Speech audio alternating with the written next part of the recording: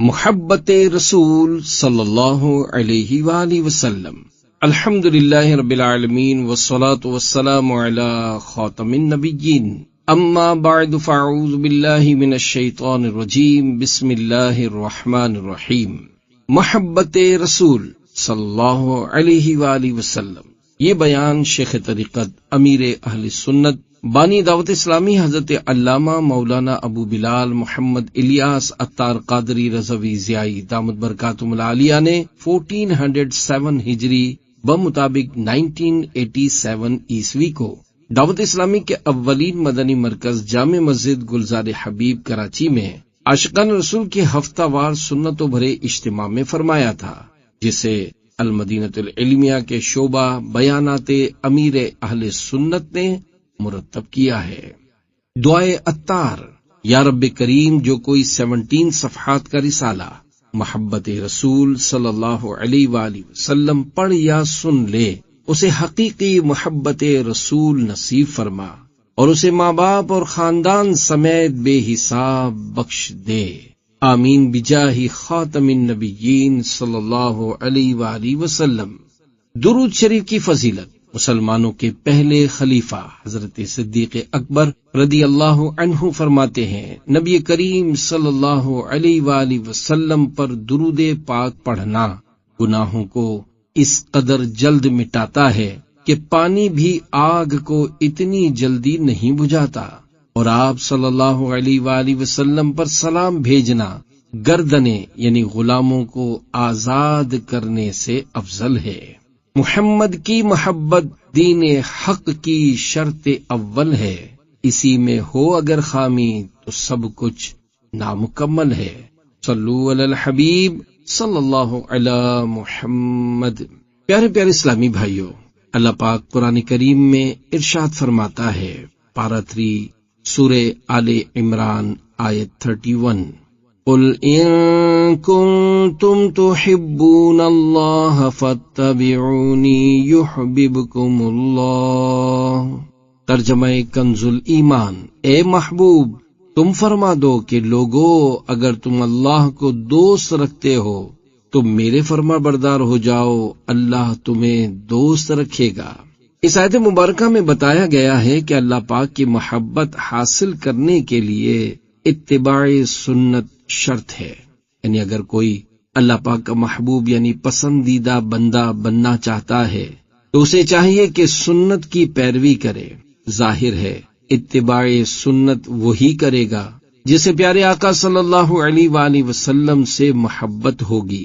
بالفرض اگر کوئی آپ صلی اللہ علیہ وآلہ وسلم سے محبت نہیں رکھتا تو صرف نقل و اتباع کرنے سے اسے کوئی فائدہ حاصل نہ ہوگا، کیونکہ آپ صلی اللہ علیہ وآلہ وسلم سے محبت کرنے والا ہی اللہ کا محبوب بن سکتا ہے۔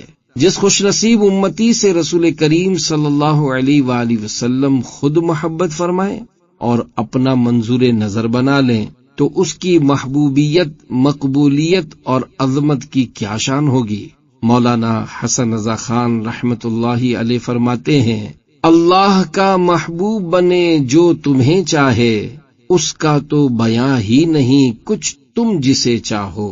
اے عاشقان رسول، ہمارا ایمان اسی وقت کامل ہوگا جب ہم پیارے آقا مکی مدنی مصطفیٰ صلی اللہ علیہ وآلہ وسلم کو اپنی جان سے بھی زیادہ عزیز جانیں گے، ورنہ ہم کامل مومن نہیں ہو سکتے۔ چنانچہ ایمان کب کامل ہوتا ہے؟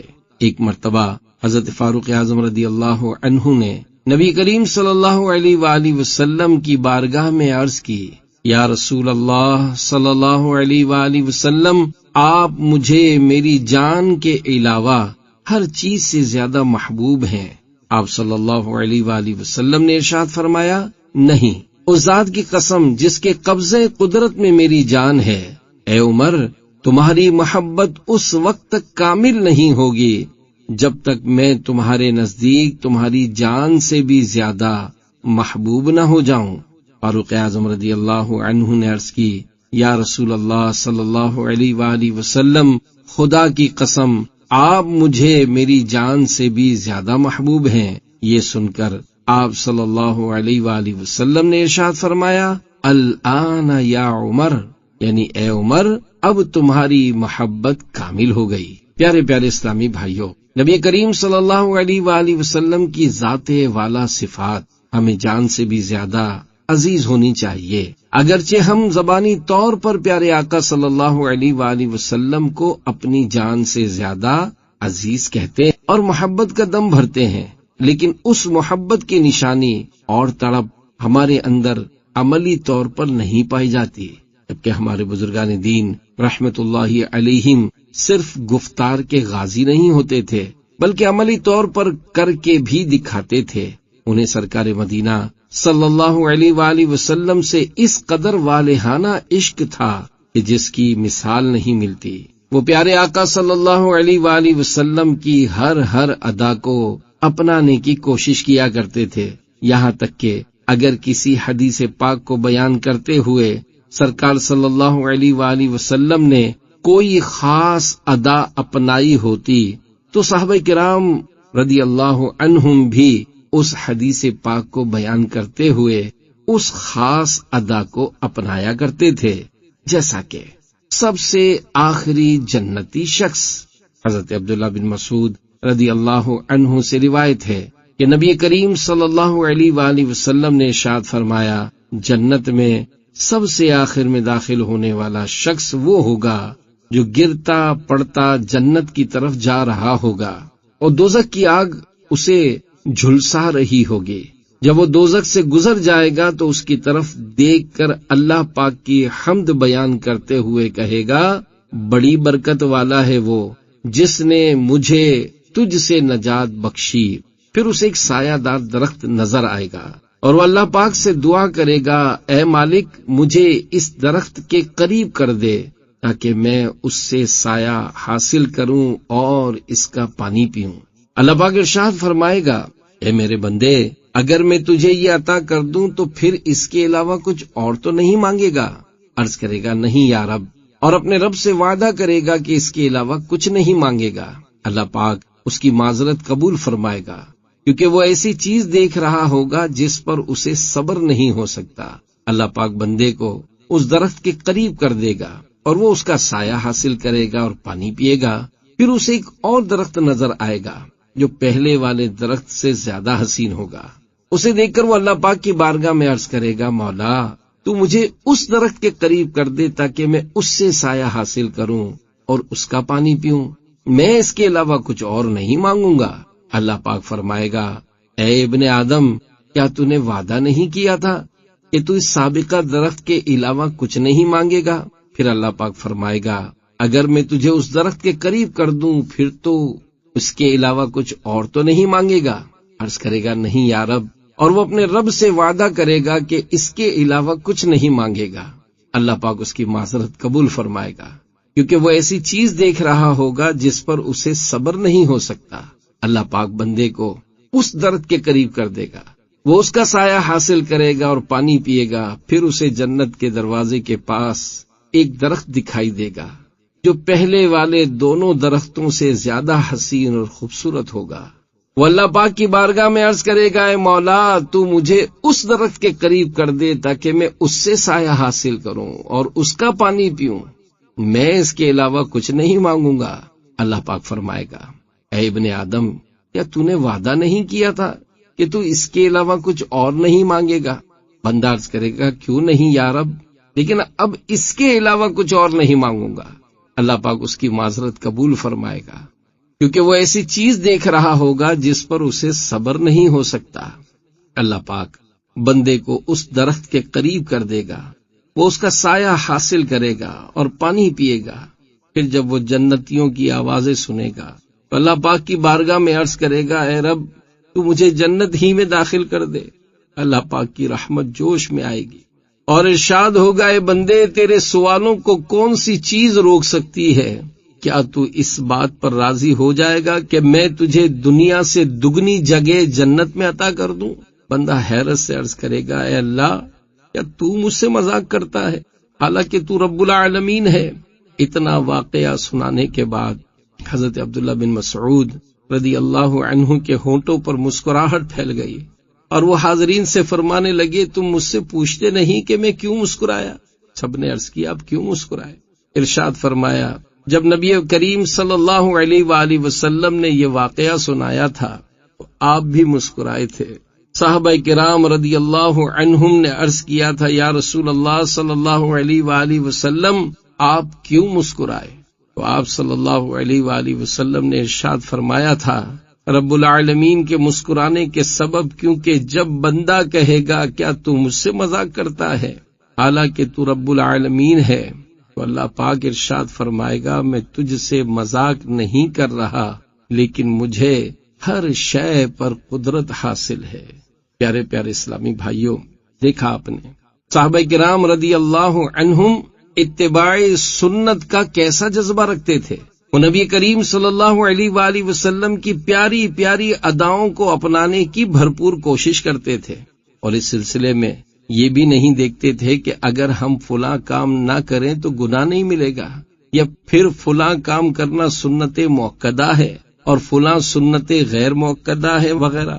وہ بس اتنا دیکھتے تھے کہ فلاں کام نبی کریم صلی اللہ علیہ وآلہ وسلم نے اس طریقے سے کیا، پھر اس کام کو بالکل اسی طریقے کے مطابق کرنے کی کوشش کرتے تھے، اور کسی تنقید کرنے والے کی تنقید کو خاطر میں نہ لاتے تھے، کیونکہ وہ جانتے تھے کہ عقل کو تنقید سے فرصت نہیں، عشق پر اعمال کی بنیاد رکھ۔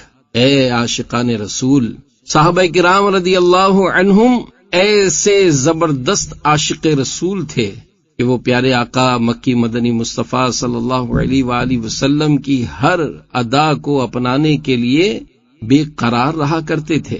اس ضمن میں ایک اور محبت بھرا واقعہ سنیے، اونٹنی کے ساتھ پھیرے لگانے کی حکمت۔ حضرت علامہ قاضی عیاض رحمت اللہ علیہ اپنی مشہور کتاب شفا شریف میں نقل فرماتے ہیں ایک مقام پر حضرت عبداللہ بن عمر رضی اللہ عنہما نے اپنی اونٹنی کو گھمایا، اونچنے پر ارشاد فرمایا مجھے اس کے سوا کچھ معلوم نہیں کہ میں نے رسول اکرم صلی اللہ علیہ وآلہ وسلم کو اس مقام پر ایسا کرتے دیکھا تھا، لہذا میں نے بھی ایسا ہی کیا ہے۔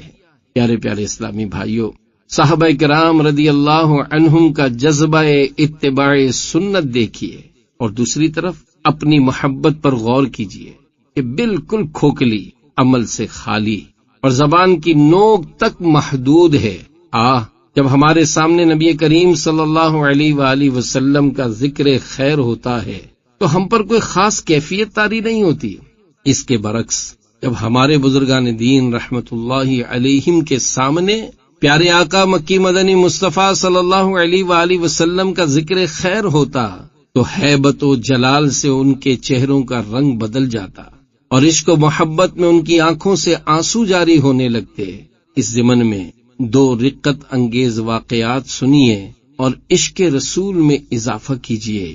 نمبر 1، ہمیں ان پر رحم آنے لگتا۔ حضرت امام مالک رحمت اللہ علیہ فرماتے ہیں کہ حضرت ایوب سختیانی رحمت اللہ علیہ کے سامنے جب نبی کریم صلی اللہ علیہ وآلہ وسلم کی حدیث مبارک بیان کی جاتی تو وہ اس قدر روتے کہ ہمیں ان پر رحم آنے لگتا۔ نمبر 2، ذکر مبارک سنتے ہی سنجیدہ ہو جاتے۔ حضرت امام ابن سیرین رحمت اللہ علیہ بڑے ہنسمکھ اور شگفتہ مزاج تھے، لیکن جب ان کے سامنے پیارے آقا مدینے والے مصطفیٰ صلی اللہ علیہ وآلہ وسلم کا ذکر خیر ہوتا تو بالکل سنجیدہ ہو جاتے، چہرے پر روب طاری ہو جاتا، بدن مبارک سے عاجزی اور انکسار ظاہر ہونے لگتا، اور ہنسی والا انداز بالکل ختم ہو جاتا۔ غم مصطفیٰ میں مدینہ شریف سے ہجرت۔ اے عاشقان رسول، ہمارے پیارے آقا مکی مدنی مصطفیٰ صلی اللہ علیہ وآلہ وسلم کے وصال ظاہری کے بعد بہت سے صحابہ کرام رضی اللہ عنہم کے لیے مدینہ شریف میں رہ کر زندگی گزارنا مشکل ہو گیا، کیونکہ جب وہ مدینہ شریف میں آپ صلی اللہ علیہ وآلہ وسلم کے اٹھنے بیٹھنے کے مقامات اور ان گلیوں کو دیکھتے جہاں آپ صلی اللہ علیہ وآلہ وسلم قدم رنجا فرمایا کرتے تھے تو بہت رنجیدہ ہو جاتے، اور ان سے آپ صلی اللہ علیہ وآلہ وسلم کی جدائی برداشت نہ ہوتی، چنانچہ اسی فراق و جدائی کی تاب نہ لاتے ہوئے وہ مدینہ شریف سے ہجرت کر گئے۔ مؤذن رسول کی مدینہ شریف سے ہجرت۔ حضرت بلال حبشی رضی اللہ عنہم سے بھی نبی کریم صلی اللہ علیہ وآلہ وسلم کی جدائی برداشت نہ ہوئی، چنانچہ کبھی آپ رضی اللہ عنہ پر ایسی رقت طاری ہو جاتی کہ مدینہ شریف کی گلیوں میں دیوانہ وار گھومتے اور لوگوں سے پوچھتے تھے کہ اگر تم نے کہیں تاجدار مدینہ صلی اللہ علیہ وآلہ وسلم کو دیکھا ہے تو مجھے بھی دکھا دو۔ آخر کار جدائی کی تاب نہ لاتے ہوئے آپ مدینہ شریف چھوڑ کر ملک شام کے شہر حلب میں رہائش پذیر ہو گئے۔ کچھ عرصہ گزرنے کے بعد جب ایک رات سوئے تو قسمت چمک اٹھی اور خواب میں مدینے کے تاجدار صلی اللہ علیہ وآلہ وسلم کی زیارت سے مشرف ہوئے۔ لبہائے مبارکہ کو جنبش ہوئی، رحمت و محبت کے پھول جھڑنے لگے اور الفاظ کچھ یوں ترتیب پائے: ما هذه الجفوة یا بلال اما آن لک ان تزورنی یا بلال، یعنی اے بلال یہ کیا جفا ہے، کیا ابھی وہ وقت نہ آیا کہ تم میری زیارت کے لیے حاضر ہو جاؤ؟ فرمانے والا شان سنتے ہی حضرت بلال رضی اللہ عنہ رخت سفر باندھ کر سواری پر سوار ہوئے اور مدینہ شریف کی طرف چل پڑے اور بڑی تیزی کے ساتھ منزلوں پر منزلیں طے کرتے ہوئے مدینے پاک کی طرف بڑھے چالے جا رہے تھے۔ یاد رکھیے، جس کی کمر عزم طیبہ کے لیے بندھی ہو اسے ارد گرد کے ماحول سے کوئی سروکار نہیں ہوتا۔ اس لیے حضرت بلال رضی اللہ عنہ پر صرف ایک ہی دھن سوار تھی کہ جلد از جلد پیارے آقا صلی اللہ علیہ وآلہ وسلم کے قدموں میں پہنچ جاؤں۔ گھر سے کہیں اچھا ہے مدینے کا مسافر، یہاں صبح وطن شام غریب الوطنی ہے۔ کہتا ہے مسافر سے یہ ہر نخل مدینہ، آرام ذرا لے لو یہاں چھاؤں گھنی ہے۔ آخر کار یہ عاشق زار مدینہ پاک کی مہکی مہکی فضاؤں میں پہنچ گئے۔ مدینہ شریف کی گلیوں میں پہنچتے ہی دل کی دنیا بدل گئی، کیف و مستی کا عالم طاری ہو گیا۔ دیوانہ وار مدینہ شریف کی گلیوں میں تاجدار مدینہ صلی اللہ علیہ وآلہ وسلم کو تلاش کرنے لگے۔ جب رسول اللہ صلی اللہ علیہ وآلہ وسلم مدینہ شریف کی گلیوں میں نظر نہ آئے تو تمام مسلمانوں کی پیاری امی جان حضرت بی بی عائشہ رضی اللہ عنہا کے حجرے میں موجود رسول کریم صلی اللہ علیہ وآلہ وسلم کی قبر انور پر پہنچے اور رو رو کر عرض کی: یا رسول اللہ صلی اللہ علیہ وآلہ وسلم، حلب سے غلام کو زیارت کے لیے بلایا، اور جب غلام زیارت کے لیے حاضر ہوا تو آپ پردے میں چھپ گئے۔ الغرض ادھر عرض و معروض پیش کی جا رہی تھی اور ادھر مدینہ طیبہ میں یہ خبر تیزی سے پھیل گئی کہ مؤذن رسول حضرت بلال رضی اللہ عنہ مدینہ شریف میں تشریف لے آئے ہیں۔ بس پھر سب کی نگاہوں میں پیارے آقا مکی مدنی مصطفیٰ صلی اللہ علیہ وآلہ وسلم کے جلوے پھر سے ابھرنے لگے، بے قرار دل تڑپنے لگے۔ لوگ منت و سماجت اور رو رو کر التجائے کرتے ہوئے حضرت بلال رضی اللہ عنہ سے ایک بار پھر اپنی سوز و گداز بھری اذان سنانے کا مطالبہ کرنے لگے، مگر حضرت بلال رضی اللہ عنہ نے معذرت کی اور ارشاد فرمایا: اے بھائیو، تم جانتے ہو کہ جب میں رسول اللہ صلی اللہ علیہ وآلہ وسلم کی ظاہری حیات میں اذان دیتا تھا تو اشہد ان محمد رسول اللہ کہتے ہوئے آپ صلی اللہ علیہ وآلہ وسلم کا دیدار کر لیا کرتا تھا، لیکن آج وہ منظر نگاہوں سے اوجھل ہوگا، اس لیے میں اذان دینے کی تاب نہیں رکھتا۔ بہرحال حضرت بلال رضی اللہ عنہ کسی صورت اذان دینے پر راضی نہ ہوئے۔ بعض صحابہ کرام رضی اللہ عنہم نے یہ تجویز دی کہ کیوں نہ حسنین کریمین رضی اللہ عنہما کو بلا لیا جائے کہ جب رسول اللہ صلی اللہ علیہ وآلہ وسلم کے نواسے فرمائش کریں گے تو پھر حضرت بلال رضی اللہ عنہ کے پاس انکار کی گنجائش نہ رہے گی۔ چنانچہ لوگ جلدی سے دونوں شہزادوں کو لے آئے۔ حضرت بلال رضی اللہ عنہ نے دونوں شہزادوں کو سینے سے چمٹا لیا اور پیار کرنے لگے۔ شہزادوں نے فرمائش کی، اے بلال، ایک بار ہمیں وہ اذان سنا دیجئے جو آپ ہمارے نانا جان صلی اللہ علیہ وآلہ وسلم کی حیات ظاہری میں دیا کرتے تھے۔ اب انکار کی گنجائش کہاں تھی؟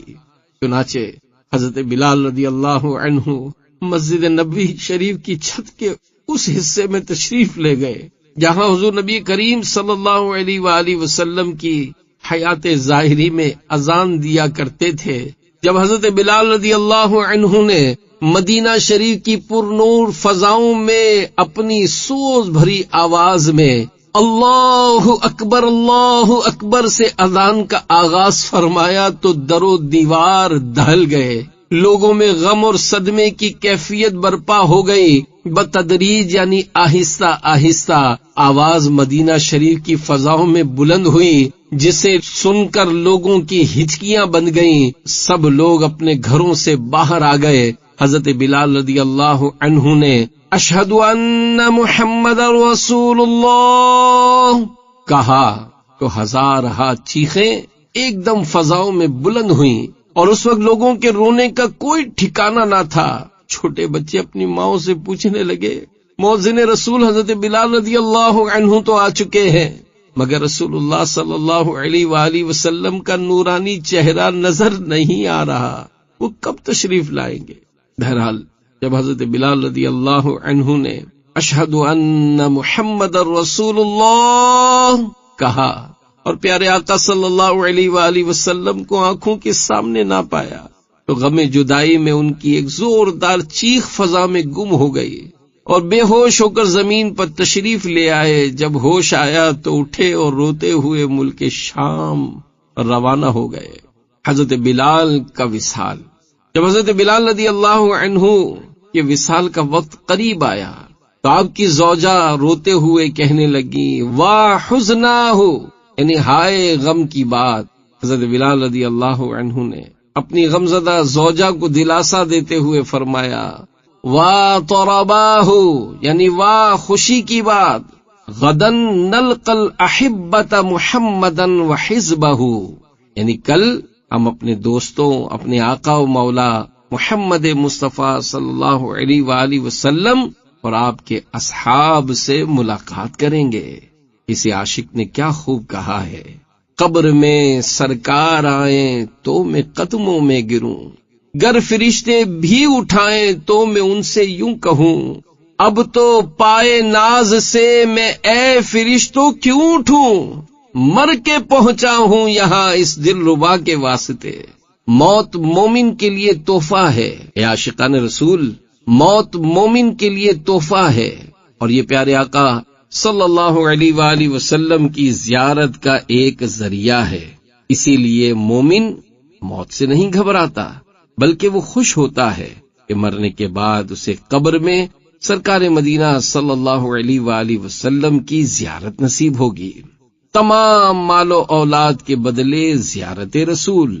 پیارے آقا مکی مدنی مصطفیٰ صلی اللہ علیہ وآلہ وسلم کا فرمان عالی شان ہے، میرے وصال ظاہری کے بعد ایسے لوگ بھی ہوں گے جو تمنا کریں گے کہ کاش ان کا تمام مال اور اولاد ان سے لے لی جائے اور اس کے بدلے وہ میری زیارت کر سکے۔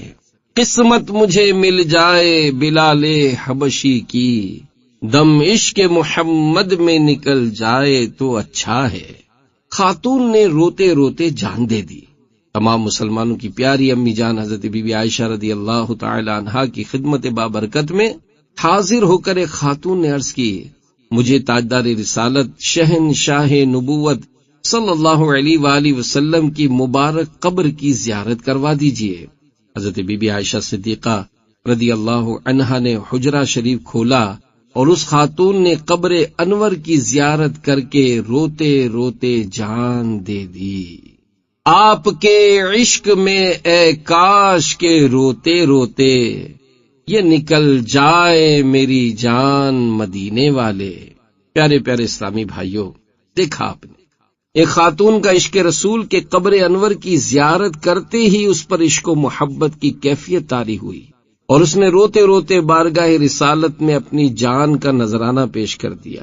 اسی طرح ہمارے بزرگوں کو سرکار مدینہ صلی اللہ علیہ وآلہ وسلم سے والہانہ عقیدت و محبت ہوا کرتی تھی، مگر افسوس آج ہمارے اندر صحیح معنوں میں محبت کا جذبہ اور ولولہ نہ رہا۔ صحابہ کرام رضی اللہ عنہم صرف زبانی طور پر نبی کریم صلی اللہ علیہ وآلہ وسلم سے محبت کا دم نہیں بھرتے تھے، بلکہ عملی طور پر اس کے دلائل بھی رکھتے تھے، جبکہ ہم محض زبانی طور پر محبت کا دعویٰ کرتے ہیں لیکن عملی طور پر اس کے دلائل نہیں رکھتے۔ صحابہ کرام رضی اللہ عنہم سرکار صلی اللہ علیہ وآلہ وسلم کی ایک ادا پر عمل کرنے کے لیے ہر وقت تیار رہا کرتے تھے۔ چنانچہ محبوب کی ادا سے محبت، حضرت انس رضی اللہ عنہ بیان فرماتے ہیں، ایک درزی نے رسول اللہ صلی اللہ علیہ وسلم کی دعوت کی، میں بھی آپ صلی اللہ علیہ وآلہ وسلم کے ساتھ دعوت میں شریک ہوا۔ جو کی روٹی اور شوربہ حضور صلی اللہ علیہ وآلہ وسلم کے سامنے لایا گیا، جس میں کدو اور خشک کیا ہوا نمکین گوشت تھا۔ کھانے کے دوران میں نے آپ صلی اللہ علیہ وآلہ وسلم کو دیکھا کہ پیالے کے کناروں سے کدو کی قاشیں یعنی ٹکڑے تلاش کر رہے ہیں، اسی لیے میں اس دن سے کدو پسند کرنے لگا۔ اے عاشقان رسول، دیکھا آپ نے کہ صحابہ کرام رضی اللہ عنہم کس قدر سرکار صلی اللہ علیہ وآلہ وسلم کی پسند کا خیال رکھا کرتے تھے، مگر ہم بہت سے معاملات میں آپ صلی اللہ علیہ وآلہ وسلم کی پسند اور سنتوں کو پسے پشت ڈال دیتے ہیں۔ عقیقہ، نکاح اور ولیمے، یاد رہے شب زفاف کے بعد 2 دن کے اندر ولیمہ کرنا سنت ہے۔ جیسی سنتوں کی ادائیگی کے موقع پر ہم سنتوں کے بجائے فیشن کو پیش نظر رکھتے ہیں، فیشن کے مطابق لباس سلواتے، بال کٹواتے اور داڑھی منڈا کر اپنا چہرہ آتش پرستوں جیسا بناتے ہیں۔ اگر ہم اپنے خاندان پر نظر دوڑائیں تو معلوم ہوگا کہ خاندان کے کسی بھی فرد کو زلفے رکھنے کی سعادت نصیب نہیں، حالانکہ زلفے رکھنا پیارے آقا مکی مدنی مصطفیٰ صلی اللہ علیہ وآلہ وسلم کی پیاری پیاری سنت ہے۔ آپ صلی اللہ علیہ وآلہ وسلم نے ہمیشہ زلفیں رکھیں، کبھی آدھے کان تک، کبھی پورے کان تک، اور کبھی زیادہ بڑھ جاتی تو مبارک شانوں سے چھوتی۔ امیر اہل سنت مولانا محمد الیاس عطار قادری رضوی دامت برکاتہ العالیہ داڑھی سے متعلق اپنے جذبات کا اظہار کرتے ہوئے ارشاد فرماتے ہیں، اللہ پاک ہمیں ایمان پر موت نصیب فرما دے، اس سے پہلے کہ ہمارا چہرہ معاذ اللہ دشمنان مصطفیٰ جیسا ہو جائے۔ اپنا یہ ذہن بنا لیجئے کہ اگر اس طرح چلے تو ہماری گردن پر چلے، ہماری داڑھی پر ہرگز نہ چلے۔ افسوس آج کل بہت سے مسلمان داڑھی شریف کے بالوں کو نوچ نوچ کر گندی نالیوں میں بہا دیتے ہیں۔ ایسوں کا آخرت میں کیا بنے گا؟ ایسا کرنے والوں کو ہوش کے ناخن لینے چاہیے۔ یاد رکھیے، ایک مٹھی داڑھی رکھنا واجب اور داڑھی منڈانا یا ایک مٹھی سے کم کروانا دونوں حرام اور جہنم میں لے جانے والے کام ہیں۔ دیکھیے، داڑھی رکھنا تمام انبیاء کرام علیہم السلام کی سنت مبارکہ ہے۔ کوئی نبی ایسا نہیں جس نے معاذ اللہ داڑھی منڈائی ہو، اسی طرح کوئی ولی بھی داڑھی منڈا نہیں ہو سکتا، اور اگر کوئی داڑھی منڈا خود کو ولی کہے یا کہلوائے تو وہ لوگوں کو دھوکا دیتا ہے، کیونکہ جب تک اتباع سنت نہ پائی جائے اس وقت تک کوئی ولی نہیں ہو سکتا۔ یہاں تک کہ ایک عارف باصفا یعنی اللہ پاک کے ایک ولی کا ارشاد ہے، اگر تو کسی شیخ کو ہوا میں اڑتا ہوا یا پانی پر چلتا ہوا دیکھے لیکن وہ عملاً اللہ پاک کے کسی فرض یا نبی کی کسی سنت کا تارک ہو تو وہ جھوٹا ہے۔ یہ اس کی کرامت نہیں، استدراج یعنی بے باک فجار یا کفار سے جو خلاف عادت بات ان کے موافق ظاہر ہو کہلاتا ہے۔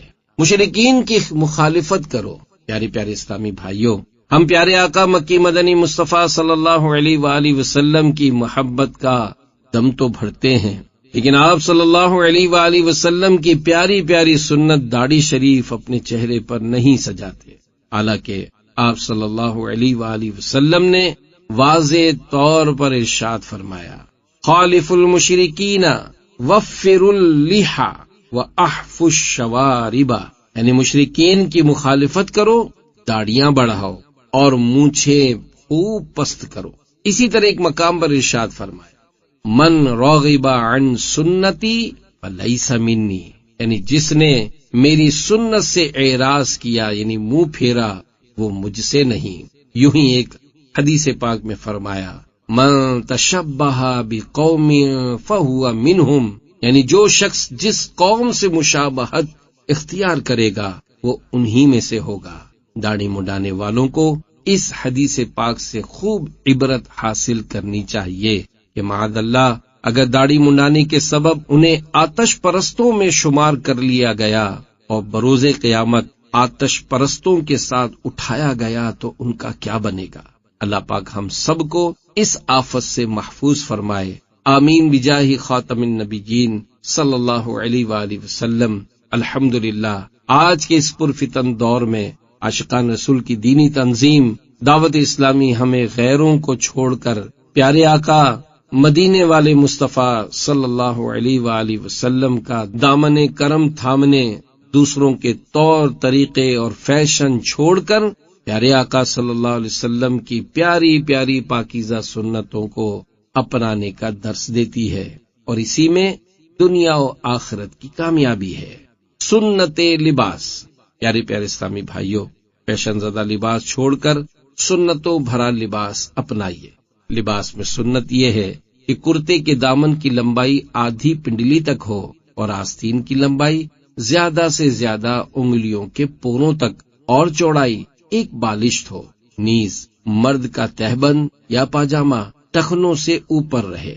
بدقسمتی سے آج ہمیں پاجامے کے پائنچے ٹخنوں سے اوپر رکھتے ہوئے شرم آتی ہے، حالانکہ یہ سرکار صلی اللہ علیہ وآلہ وسلم کی پیاری پیاری سنت اور صحابہ کرام رضی اللہ عنہم اور اولیاء کرام رحمت اللہ علیہم کا طریقہ کار ہے، مگر عوام کی اکثریت اس سنت سے محروم ہے اور ٹخنوں سے نیچے پاجامہ رکھتی ہے۔ یاد رکھیے تکبر کی وجہ سے پاجامے یا شلوار کا پائنچا ٹخنوں سے نیچے رکھنا حرام اور جہنم میں لے جانے والا کام ہے، اور اس پر سخت عذاب کی وعید ہے، جیسا کہ حدیث پاک میں ہے تکبر کی وجہ سے تہبند اور شلوار وغیرہ کا جو حصہ دونوں ٹخنوں سے نیچے ہے وہ آگ میں ہے۔ ایک اور حدیث پاک میں ہے ایک شخص تکبر سے اپنا تہبند گھسیٹ رہا تھا کہ اسے زمین میں دھسا دیا گیا اور وہ قیامت تک دھستا چلا جائے گا۔ اے عاشقان رسول، اپنے لباس پر غور کرنے کی عادت بنائیے کہ جس طرح تھوڑی سی بے توجہی آپ کو بے شمار سنتوں سے محروم کر دیتی ہے، اسی طرح تھوڑی سی توجہ آپ کو کئی سنتوں سے ہم کنار کر دے یعنی ملا دے گی۔ لہذا وقتاً فوقتاً اپنے لباس کا جائزہ لیتے رہیے اور نیت کیجئے کہ انشاءاللہ آج کے بعد ہم سنت کے مطابق لباس سلوائیں گے۔ ہو سکے تو سفید لباس پہننے کی عادت بنائیے کہ یہ پیارے آقا مکی مدنی مصطفیٰ صلی اللہ علیہ وآلہ وسلم کا پسندیدہ لباس ہے، اور آپ صلی اللہ علیہ وآلہ وسلم نے اسے پہننے کی ترغیب دلائی ہے۔ چنانچہ حدیث پاک میں ہے سفید لباس پہنو اور اپنے مردے بھی سفید لباس میں کفناؤ۔ اللہ پاک ہم سب کو پیارے پیارے آقا مدینے والے مصطفیٰ صلی اللہ علیہ وآلہ وسلم کی سنتوں پر خوب عمل کرنے کا جذبہ نصیب فرمائے، آمین بجاہ خاتم النبیین صلی اللہ علیہ وآلہ وسلم۔ صلو علی الحبیب صلی اللہ علی محمد۔